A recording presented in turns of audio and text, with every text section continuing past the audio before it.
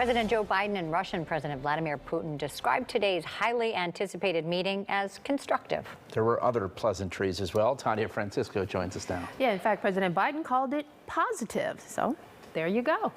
He said, though, there was no kumbaya moment, but he said he was very clear about his intentions. I did what I came to do.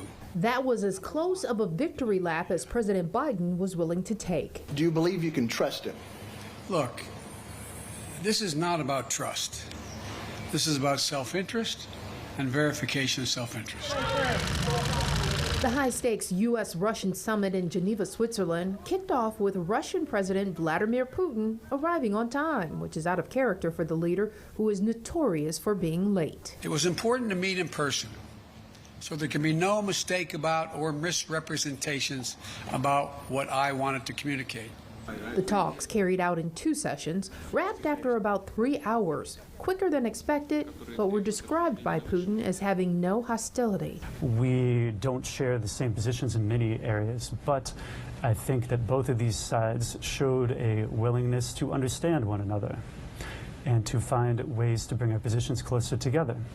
The talks were quite constructive. Biden said the two spent a great deal of time talking about cybersecurity and the recent ransomware attacks on U.S. interests. We have significant cyber capability, and he knows it. The last thing he wants now is a Cold War.